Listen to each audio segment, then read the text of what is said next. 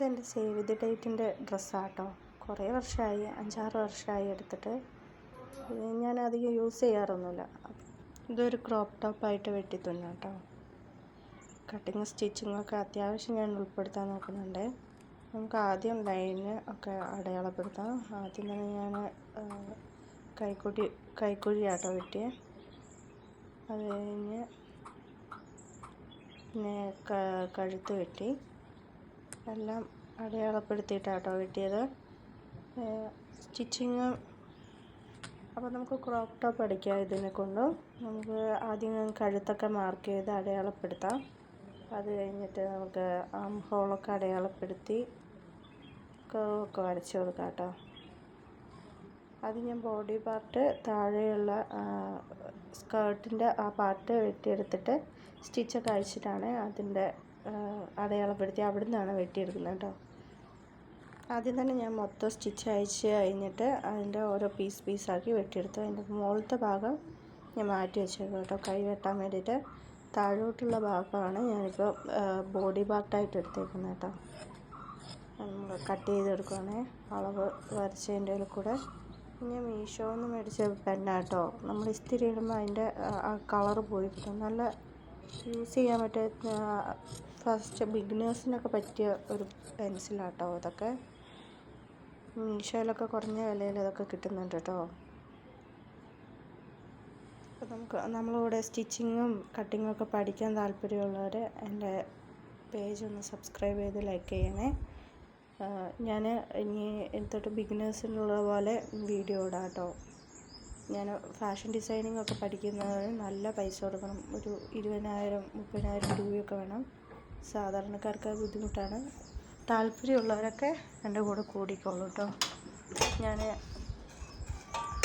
അതിന് പറ്റിയ വീഡിയോസൊക്കെ എഡിറ്റ് ചെയ്തിടാം കേട്ടോ. ഇതിൻ്റെ ഫ്രണ്ടിൽ കൈക്കുഴി കുഴിച്ച് വെട്ടുക കേട്ടോ. ബാക്ക് പാർട്ട് മാറ്റി വെച്ചിട്ടുണ്ട്, ഫ്രണ്ടിൽ മാത്രം കുഴിച്ച് വെട്ടുക കേട്ടോ. ശ്രദ്ധിക്കണം, ബാക്ക് പാർട്ട് എടുത്ത് മാറ്റിയിട്ട് വേണം ഫ്രണ്ട് പാർട്ട് കുഴിച്ച് വെട്ടാൻ കേട്ടോ. അല്ലെങ്കിൽ രണ്ട് ഭാഗവും കുഴിഞ്ഞെടുക്കുമ്പോൾ വൃത്തികേടായി മാറും കേട്ടോ. ഇത് ബാക്കിൻ്റെ കഷ്ണമാണ് കേട്ടോ. സ്റ്റിച്ച് അയച്ചെടുത്തതിൻ്റെ നല്ല ചുരുക്ക് കാണാനുണ്ട് കേട്ടോ. നമുക്ക് അടിവശത്തേക്കുള്ള തുണിയും ഞാൻ മാറ്റി വെച്ചിട്ടുണ്ട്.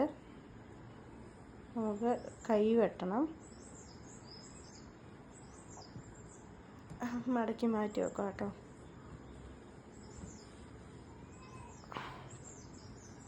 അങ്ങനെ ബോഡി പാർട്ടും താഴെയുള്ള ഭാഗമായി. ഇതാണ് മുകളിലത്തെ പീസ് ഉണ്ടായത്. അത് വെച്ചിട്ട് ഞാൻ കൈ വെട്ടിയെടുക്കാം കേട്ടോ. അതിൻ്റെ കഴുത്തൊക്കെ ഇറുകിയതായതുകൊണ്ട് ഞാനത് എടുത്തില്ല. അതിൽ പിന്നെ കൈ വെട്ടിയാലൊക്കെ വൃത്തികേടാവും. അതുകൊണ്ട് ഞാൻ അത് മാറ്റി വെച്ചിട്ട് അത് കൈ വെട്ടാൻ വേണ്ടിയിട്ട് എടുത്ത് വെച്ചു കേട്ടോ.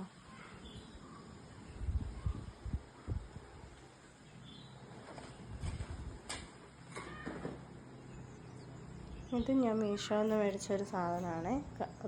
കൈക്കുഴിയൊക്കെ വെട്ടാൻ നല്ല സുഖമാണ് കേട്ടോ. കൃത്യ അളവൊക്കെ കിട്ടും. പിന്നെ വരച്ച് വെട്ടുമ്പോൾ ഇച്ചിരി പാടൊക്കെ അല്ലേ, ഇതാകുമ്പോൾ വേഗം പണി തീർന്നു കിട്ടും കേട്ടോ.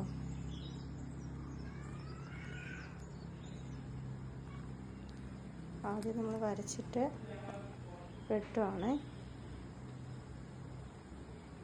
മക്കളൊക്കെ ഉറങ്ങുന്ന സമയത്ത്, കളിക്കുന്ന സമയത്താട്ടോ ഞാൻ ഇങ്ങനത്തെ പരിപാടിയൊക്കെ ചെയ്യുന്നത്.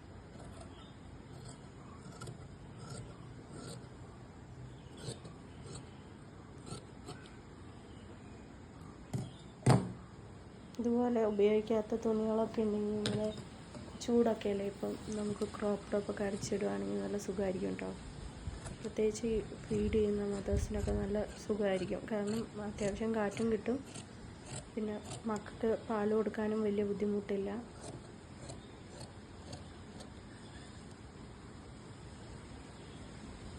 കൈയും വെട്ടിയെടുത്ത് കൈയിൻ്റെ സൈഡ് വെട്ടിക്കൊടുത്ത് അറിയാൻ വേണ്ടിയിട്ട്, നടുഭാഗം അറിയാൻ വേണ്ടിയിട്ട്.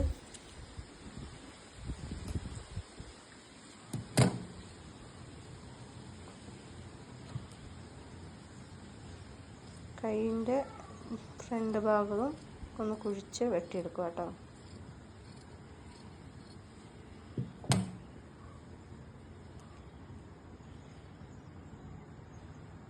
മാർക്ക് ചെയ്ത് വെക്കാവേ, ഫ്രണ്ടാന്ന് മറന്നു പോകാണ്ടിരിക്കാൻ.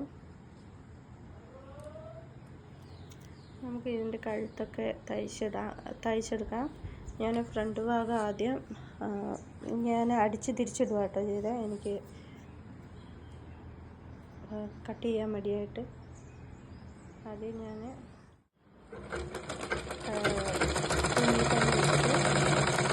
ഇട്ടിട്ട് തയ്ച്ചെടുക്കുക കേട്ടോ ചെയ്തത്. കൂടുതൽ എളുപ്പപ്പണിയേ ഞാൻ നോക്കാറുള്ളൂ കേട്ടോ. ആദ്യം ലൈനിങ് എടുത്തിട്ടില്ലായിരുന്നു, കാരണം ഇത് വെട്ടുതുണിയിൽ നിന്ന് എടുക്കുന്നതുകൊണ്ട് എങ്ങനെ ഏതാണെന്ന് അറിയാത്തതുകൊണ്ട് ആദ്യം കഷ്ണം കിട്ടുമെന്ന് അറിയാൻ വേണ്ടിയിട്ട് ഏറ്റവും നല്ലത് ലൈനിങ് വെട്ടിയെടുക്കുന്നതായിരിക്കും. കാരണം ലൈനിങ് വെട്ടിയെടുത്താലും നമുക്ക് തെറ്റിപ്പോയാൽ പ്രശ്നമില്ല. നല്ലതിന് വെട്ടിയെടുക്കുമ്പോൾ തെറ്റിപ്പോയാൽ പിന്നെ തുണിയില്ലെങ്കിൽ ഭയങ്കര പാടായിരിക്കും. ഞാൻ സ്റ്റിച്ച് ചെയ്തതിന് ശേഷം വെട്ടിയിട്ട് തിരിച്ചിടുവായിരുന്നു കേട്ടോ ചെയ്തത്. തിരിച്ചിട്ടിട്ട് ഒന്നും കൂടി ഒരു പുറത്ത് കൂടെ ഒന്നും കൂടി അടിക്കുകയാണ് ചെയ്തത്. ഇത് വെട്ടുന്ന സൈഡിൽ കൂടിയൊക്കെ വെട്ടിക്കൊടുത്താൽ നല്ലോണം തിരിഞ്ഞ് കിട്ടും കേട്ടോ.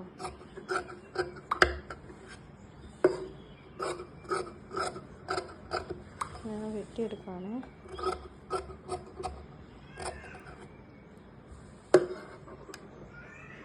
സൈഡിൽ കൂടെ ഇതുപോലെ സ്റ്റിച്ചിൽ തട്ടാത്ത രീതിയിൽ കട്ട് ചെയ്ത് കൊടുക്കണം.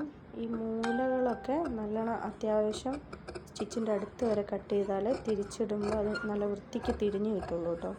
അല്ലെങ്കിൽ തിരിഞ്ഞ് കിട്ടുമ്പോൾ അവിടെ ഒരു ചുളിവ് പോലെ ഉണ്ടാവും. അപ്പോൾ അത് കിട്ടാണ്ടിരിക്കാനായിട്ടോ ഇതിങ്ങനെ നീട്ടി വെട്ടിയിടുന്നത്. ബാക്കിയെല്ലാം കുഞ്ഞു കുഞ്ഞതായിട്ട് വെട്ടിയിട്ടാൽ മതി. അധികമായിട്ട് സ്റ്റിച്ചിൽ കയറി വെട്ടിയാലും പണി കിട്ടും കേട്ടോ. പിന്നെ നമ്മളത് തിരിച്ചിട്ടിട്ട് ഒന്നുകൂടി അടിക്കുകയാണ് ചെയ്തത്.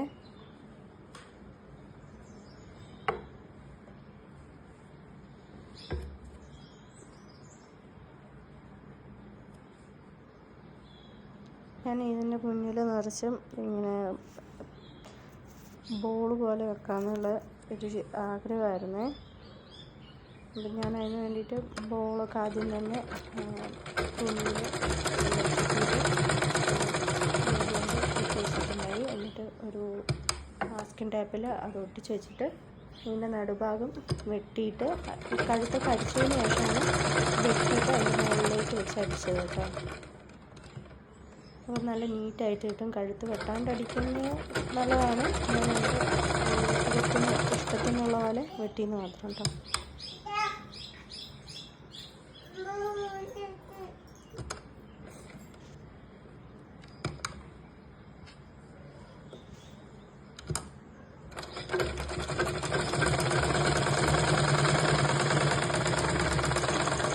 തയ്ച്ചെടുത്തു. അപ്പം നല്ല നീറ്റായിട്ട് കിട്ടിയിട്ടുണ്ട്. നമുക്ക് അതിൻ്റെ ഫ്രണ്ടിൽ ഒരു കട്ട് കൊടുത്തിട്ട് ബോൾസ് എടുത്തിട്ട് അതിനകത്ത് പിടിപ്പിക്കാം കേട്ടോ. കഷ്ണമാക്കി ഇത് വെട്ടുമ്പോൾ ഇതിന് ഇതിടണം കേട്ടോ. 1/2 ഇഞ്ച് വിത്തിട്ടിട്ട് വേണം കേട്ടോ കട്ട് ചെയ്യാൻ, അല്ലെങ്കിൽ പണി കിട്ടുമേ. മാസ്കിൻ ടേപ്പിൽ ഞാൻ അങ്ങനെ ബോൾ വെച്ച് ഒട്ടിച്ചിട്ട് തിരിച്ച് വെച്ച് അടിക്കുകയാണ് ചെയ്തത്.